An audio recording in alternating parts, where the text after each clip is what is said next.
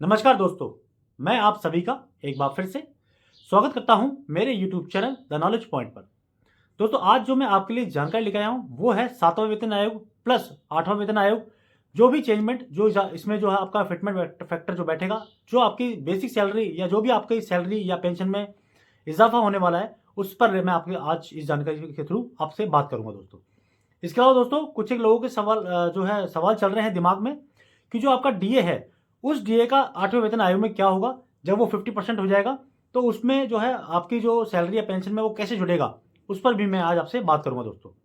तो उससे पहले अगर आपने अभी तक मेरे चैनल को सब्सक्राइब नहीं किया है दोस्तों, तो प्लीज़ मेरे चैनल को सब्सक्राइब कीजिए, जिससे कि भविष्य में जो भी जानकारियाँ, जो भी अपडेट्स, चाहे वो किसी भी से संबंधित किसी भी विषय पर संबंधित हो, वो मैं आप तक पहुँचा सकूँ और आप तक वो नोटिफिकेशन के जरिए पहुँच सके दोस्तों। तो इसलिए प्लीज़ मेरे चैनल को सब्सक्राइब कीजिए। तो अब आता हूँ मैं उस जो आपकी जो जानकारी है, जो अपडेट आ रही है 7th पे कमीशन प्लस 8वां जो वेतन आयोग है उससे संबंधित। दोस्तों, जैसे कि आपको पता है कि जब 7वां वेतन आयोग जो आपका लगा था, तब आपकी जो सैलरी है, आपका जो पेंशन है, उसमें अच्छा उछाल आया था दोस्तों। अब वैसा ही एक उछाल 8वें वेतन आयोग में आने वाला है, लेकिन इसके संबंध में जो कुछ जानकारी आ रही है वो मैं आपको बता दूं दोस्तों कि 2016 में जब ये 7वां वेतन आयोग आया था, तो आपकी जो मिनिमम जो बेसिक सैलरी है वो 18,000 रुपये कर दी गई थी कि आपका जो मिनिमम जो है 18,000 रुपये जो है बेसिक सैलरी रहेगा ही रहेगा। अब वैसा ही उछाल कुछ एक आगे भी देखने को मिल रहा है। अभी वो फिटमेंट फैक्टर क्या है, अभी जैसे बैठ के चल रही हैं, सिफारिशें चल रही हैं कि आगे जो 8वां वेतन आयोग है वो किस हिसाब से चलेगा। इस बारे में अभी तो कुछ भी अपडेट नहीं किया गया है और किस हिसाब से उसके जो है बढ़ेगा। लेकिन एक तरीके का बताया जा रहा है कि अब जो फिटमेंट फैक्टर है, यानी कि जैसे आपका जो परसेंटेज है, उस अकॉर्डिंग जो है आपका वेतन आयोग लागू होगा। जैसे कि मैं आपको बता दूं, अभी कुछ रिपोर्ट्स आ रही हैं जिसके अंदर ये कहा जा रहा है जो आपका सैलरी है, आपकी जो पेंशन है, उसमें 3.68 का इजाफा होगा। यानी कि तकरीबन अगर आपका नॉर्मल देखा जाए, तो जैसे लास्ट टाइम आपकी जो मिनिमम जो बेसिक थी आपकी, वो 18,000 से स्टार्ट की गई थी।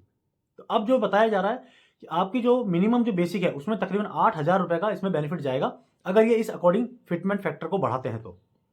यानी कि अब आपका जो है जो 18,000 है, जो आपका 18,000 से सीधा आपका 26,000 हो जाएगा। अब मैं आपको बताता हूँ डीए से रिगार्डिंग। दोस्तों, जैसे कि आपको पता है कि डीए जब आता है और फिर लोगों के दिमाग में ये सवाल आते हैं कि यार ये डीए का क्या होगा आगे। तो मैं आपको बता दूं दोस्तों, जो आपका डीए है 50% हो जाएगा। जब आपका डीए 50% हो जाएगा, तो इसको क्या करेंगे, मर्ज कर देंगे, आपके बेसिक के साथ उसको ऐड कर देंगे। अब वो इसका जो पूरा जो तरीका है, जो पूरा टेबल इसके अकॉर्डिंग जो निकलेगा, वो मैं आपको पूरा बना के बता दूंगा मेरे नेक्स्ट वीडियो में कि आप अपनी जो कैलकुलेशन है आपकी पेंशन और सैलरी का, वो आप कैसे कर सकते हैं। क्योंकि जैसे डीए आपका ऑलरेडी जब बेसिक आपका 26 हो जाएगा, तो और डीए जब आपका जैसे मान लो 8,000 है, 10,000 है, जो 15,000 है, तो वो सीधा बेसिक के साथ इन्वॉल्व हो जाएगा और उस पर फिर आपका जब नेक्स्ट जो डीए आएगा, वो आपका उस हिसाब से बढ़ता चला जाएगा। यानी कि ये नहीं है कि आपका जब 50% होने के बाद में डीए को मर्ज कर देंगे, फिर उसमें आपका मतलब पेंशन या सैलरी कम होगा या नहीं, ऐसा नहीं है। जैसे उसमें मर्ज करेंगे, तो आपका जो है पेंशन प्लस जो सैलरी है, जो नेक्स्ट बार फिर डीए बढ़ेगा, चाहे वो 2% बढ़े, चाहे 4% बढ़े, तो वो उस लेवल पर दिया जाएगा। यानी कि 26 जो आपका बेसिक होगा, इसके अलावा जो आपका जो डीए आपका मर्ज किया है वो। तो जैसे आपकी अगर आप सर्विस कर रहे हैं, तो आपके सर्विस के अकॉर्डिंग आपकी जो इंक्रीमेंट कितने लग चुके हैं आपके, तो वो सब कुछ ऐड होकर उस हिसाब से आपकी जो है सैलरी बनेगी दोस्तों। तो यानी कि 8,000 तो मैं नॉर्मल आपको बता रहा हूँ, 8,000 तो ये बढ़ेगा, लेकिन इसके बाद में जब डीए आपके अंदर मर्ज होगा, उसके बाद जब नेक्स्ट जब डीए बढ़ेगा, तो जैसे आज एक बार डीए बढ़ता है, यानी कि 4% या 3%, 2% बढ़ता है, तो तकरीबन मिनिमम अगर मैं मानूँ तो 1,000 रुपये मान लो किसी का बढ़ा, तो जब नेक्स्ट लेवल पे जब वो 3% या 4% जब डीए बढ़ेगा, तो वो सीधा 1,200 या 1,500 पे सेम उसी हिसाब से अकॉर्डिंगली आपका जो है बढ़ जाएगा, जो आपकी सैलरी है या पेंशन है। क्योंकि जब आपका बेसिक बढ़ेगा, तो जो आपका डीए का इफेक्ट आएगा वो सीधा आपके बेसिक पे आएगा, और बेसिक पे आते ही आपकी जो है पेंशन प्लस आपकी सैलरी में बड़ा और ज़्यादा ग्रोथ होगा दोस्तों।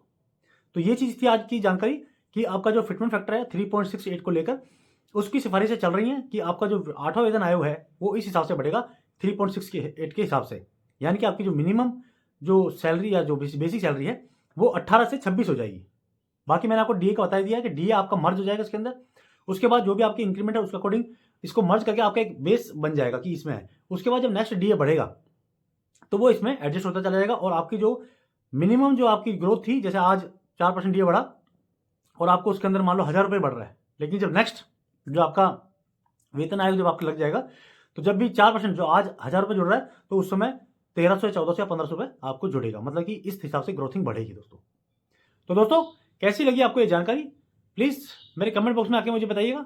इसके अलावा अगर आपकी कोई क्वेरी, कोई सवाल है तो आप वो भी मुझसे आप पूछ सकते हैं मेरे कमेंट बॉक्स में आके। और दोस्तों अगर आपने अभी तक मेरे चैनल को सब्सक्राइब नहीं किया है तो प्लीज़ मेरे चैनल को सब्सक्राइब कीजिए, जिससे कि भविष्य में आपके पास जो भी जानकारियाँ आती हैं वो आपके पास नोटिफिकेशन के जरिए पहुँच सके दोस्तों। तो प्लीज़ मेरे वीडियो को लाइक और शेयर जरूर कीजिएगा। फिर मिलते हैं एक नई जानकारी के साथ में कुछ ही समय बाद दोस्तों। तब तक के लिए नमस्कार।